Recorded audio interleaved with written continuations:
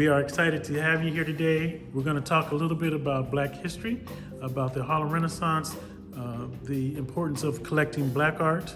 My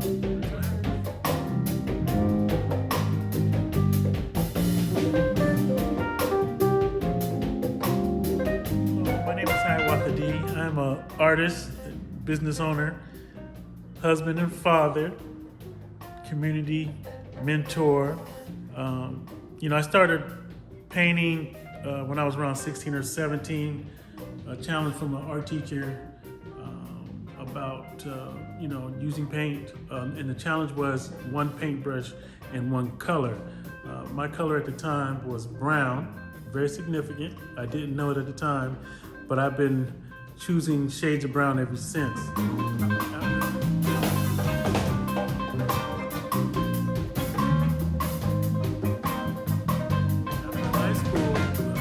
Into art school, art college, and our final project was to paint our family portrait. I was the only Black student at that school, so when I painted my piece, it was all Black people. And a classmate walked up to me and she said, "Hey, Hiawatha, that's a nice piece, but why is everybody in that piece Black?"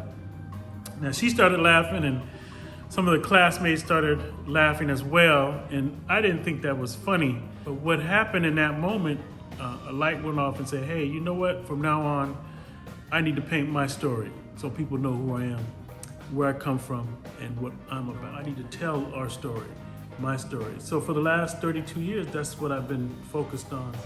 I've been very passionate about celebrating me, but celebrating us as a Black people in this country, and all the successes that we have.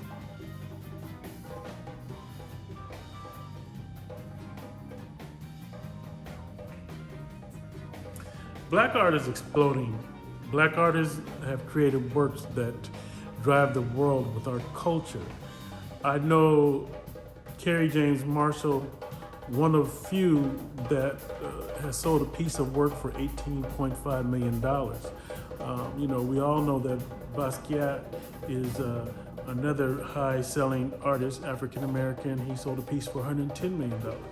So we're at a time and place where we are becoming mainstream in the field of art.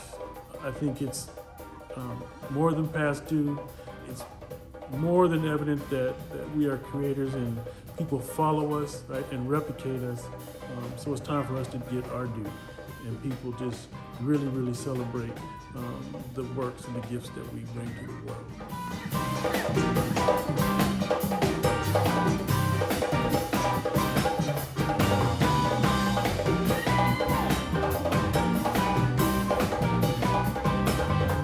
I've seen this before.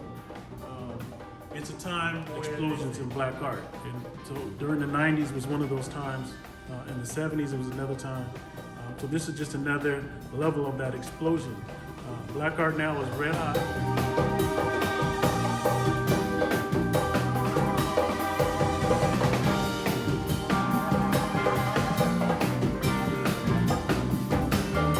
So one of the things that my wife and I say, and we're serious about it, is Black love is our radical protest.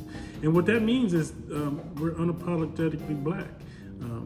I make no qualms about the fact of who I am and how I show up. And I think it's important to be confident in what you do and who you say you are, and to be honest and be real. I like to practice my word is bond. I also like to practice giving back and helping other people to become as self-sufficient as possible. So that's a radical protest. It's just meaning, do the work, walk the walk, talk the talk, and you do that work, and you work together.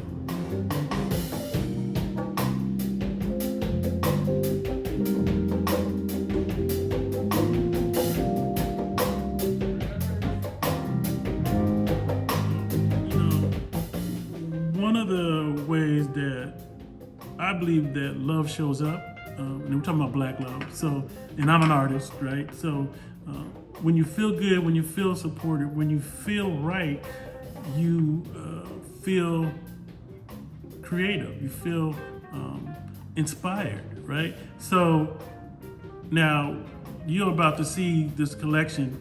Well, I can tell you that I think there's about 40 pieces here. These 40 pieces, actually is more, but the 40 pieces in this collection